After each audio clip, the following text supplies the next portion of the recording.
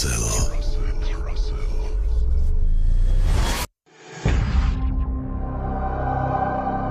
Welcome back. আপনাদের সবাইকে স্বাগত জানাচ্ছি আমি রাসেল। আজকে হুট করেই বিজয় দিবস উপলক্ষে আপনাদের সামনে হাজির হওয়া এবং বিজয় দিবসের স্পেশাল এপিসোড আপনাদের জন্য। চলুন কথা না বলে শুরু করা যাক। ঘটনা শুরু করার আগে আপনাদের জন্য একটা অডিও ক্লিপ প্লে করছি। আপনারা শুনে বলবেন যে এই শব্দটি শুনে আপনাদের ঠিক কী মনে হচ্ছে।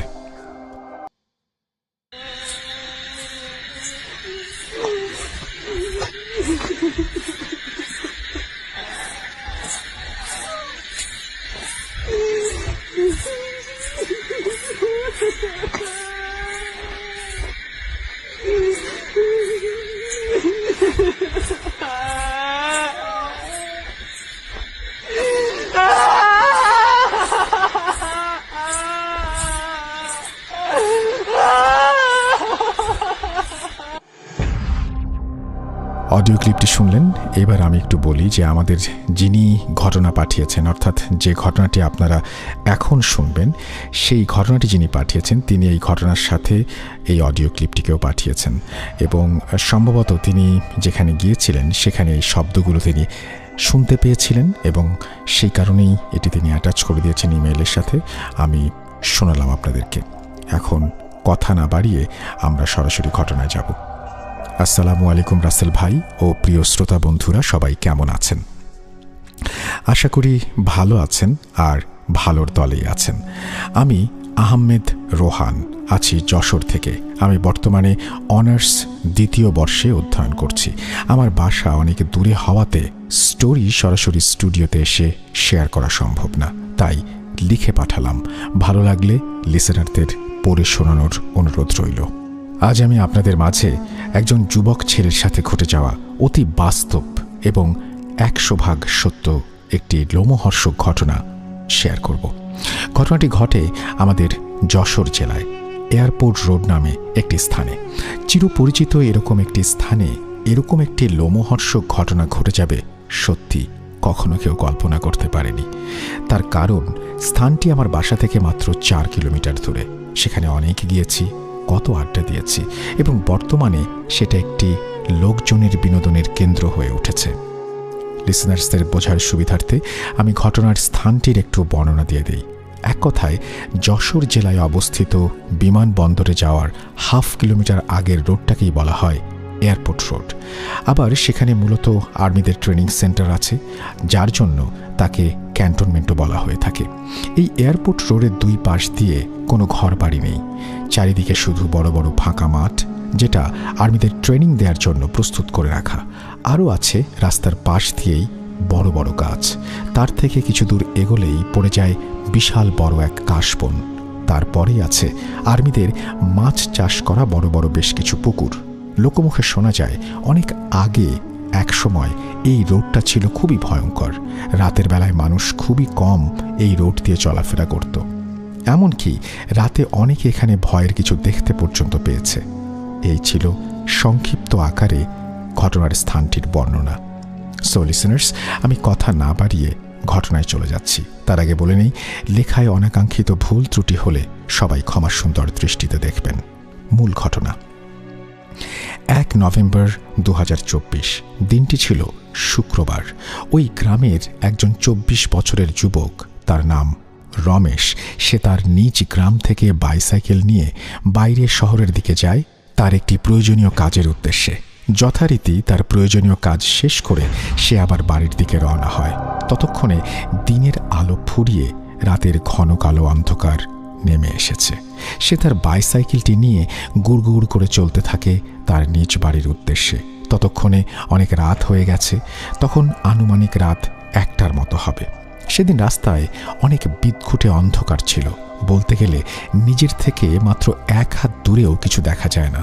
রমেশ তার কাছে থাকা একটা অ্যান্ড্রয়েড ফোনের ফ্ল্যাশ জ্বালিয়ে এই অন্ধকার ভেদ করে চলছে তো চলছেই। চারিদিকে ঝিঁঝি পোকার ডাক, সাথে হালকা হালকা মাঠের দিক থেকে মৃদু বাতাস বয়ে আসছে। সব মিলিয়ে তখন একটি গা ছমছমে পরিবেশ তৈরি হয়েছে। রমেশ এয়ারপোর্ট রোডের মাঝ দিয়ে মাঠের অর্ধেক অংশ পার করে ফেলেছে। এবার সে সেই বড় কাশবনের পথের কাছে চলে আসে। কে জানত তার জন্য সামনে অনেক খারাপ কিছু অপেক্ষা করছে। রমেশ যখন কাশবনের পথে চলতে চলতে হঠাৎ খেয়াল করল যে অনেক বড় বড় দুটি বিশাল আকৃতির শেয়াল তার সামনের দিকে আড় চোখে তাকিয়ে আছে। সেটার কোনো পাত্তাই দিল না রমেশ। তার কারণ হলো এখানে বড় কাশবনে নিত্যদিন এরকম শেয়াল দেখতে পাওয়া যায়। সে যখন কাশবনের একেবারে মাঝামাঝি, সে তখন লক্ষ্য করল কাশবনের ভেতরে কে যেন মেয়ে কণ্ঠে ফুঁপিয়ে ফুঁপিয়ে কাঁদছে। কান্নার সাউন্ডটা সে স্পষ্ট শুনতে পায়। সে মনে করে যে কোনো মেয়ে কোনো ধরনের সমস্যায় পড়েছে হয়তো। আর এই কাশবনের ভেতরে কি কোনো অসামাজিক কাজকর্ম চলছে?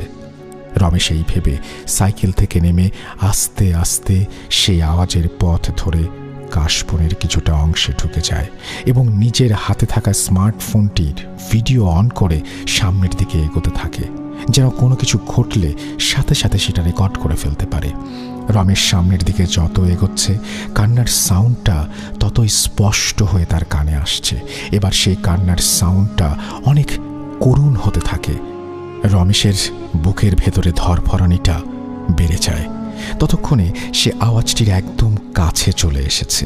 সে যেই না আওয়াজটির কাছে আসে তখনই সে কাশবনের ভেতর এক বিভৎস দৃশ্য দেখতে পায়, যেটা যে কোনো কেউ কখনো দেখতে চাইবে না। সে দেখতে পায় একটি ভয়ঙ্কর অবয়ব। অবয়বটি দেখতে এতই কুৎসিত, লম্বায় প্রায় 7 ফিট, দেখতে অনেকটা মানুষের মতো, আবার কিছুটা শেয়াল আকৃতির। তার চোখ দুটো টকটক করছে। সেই অবয়বটির গাল থেকে তখনও রক্তের মতো কিছু একটা গড়িয়ে পড়ছে। তার সারা গা পশমে ভর্তি এবং সেই অবয়বটি তার দিকে অনেক ভয়ানক দৃষ্টি নিয়ে তাকিয়ে আছে।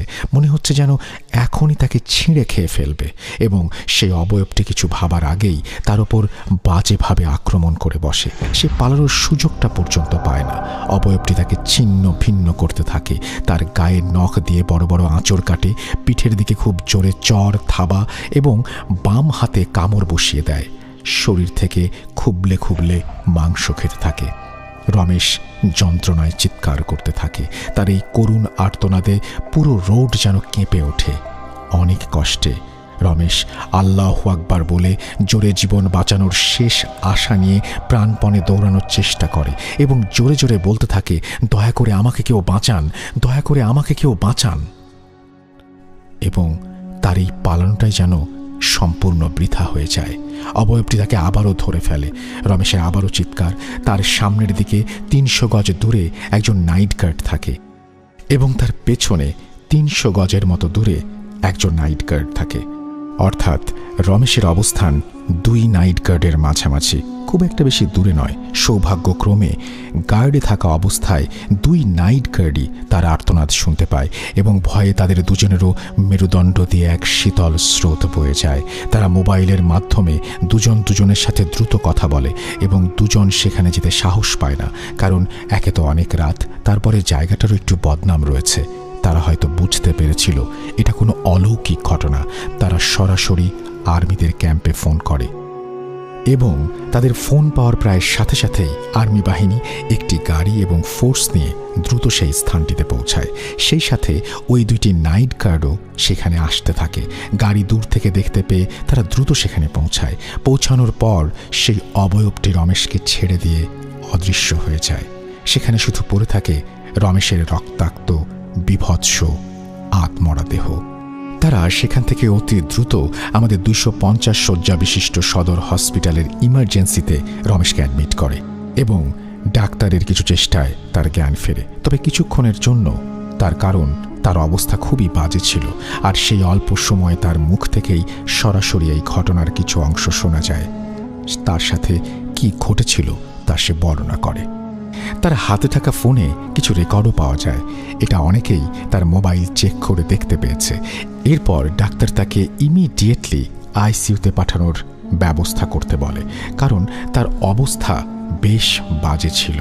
শরীরের প্রতিটি জায়গায় ক্ষতবিক্ষত হয়ে আছে, শরীরের বিভিন্ন জায়গায় বড় বড় নখ দিয়ে আঁচড়ানো দাগ, যার কারণে শরীর থেকে মাংস উঠে গিয়েছে এবং বাম হাত থেকে খুব বাজেভাবে মাংস খুবলে খুবলে খেয়ে নিয়েছে কেউ। তাকে আইসিইউতে পাঠানোর কিছুক্ষণ পরেই তার মৃত্যু ঘটে। আল্লাহ তাকে জান্নাতুল ফেরদৌস নসিব করুক, আমিন। সো রাসেল ভাই, আমাদের জেলায় বিগত কিছুদিন আগে ঘটে যাওয়া একটি ছোট্ট অতি বাস্তব সত্য ঘটনা এটি। রমেশের দেহ দেখা ও ভিডিওতে কান্নার আওয়াজ শোনার পর উক্ত জায়গায় কিছু লোকজন ধারণা করে যে এটি ভয়ঙ্কর মানুষখেকো পিশাচেরই কাজ। পরবর্তীতে এই ঘটনার পরে আসলে কি ঘটেছে সেই আপডেট আমি খোঁজ নেবার চেষ্টা করছি, কিন্তু এখনও পর্যন্ত জানতে পারি নাই।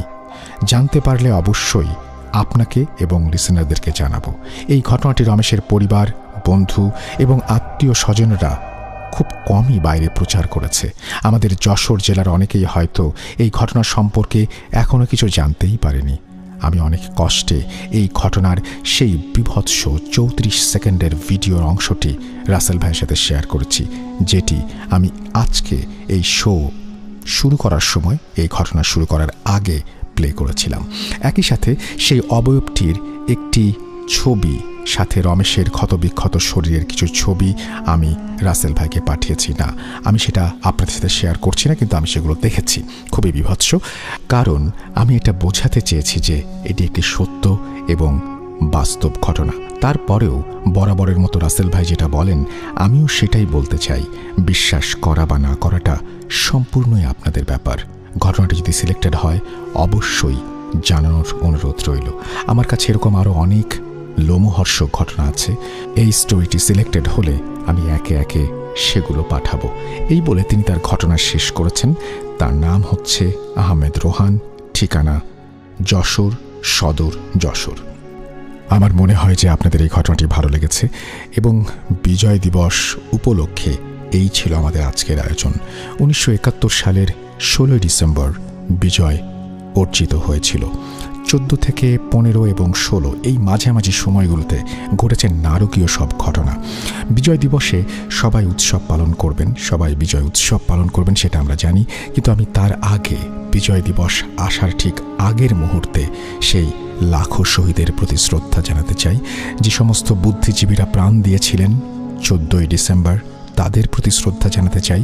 এবং যাদের কারণে অর্জিত হয়েছিল একটি মানচিত্র, একটি দেশ, একটি পতাকা, তাদেরকে জানাতে চাই বিনম্র শ্রদ্ধা।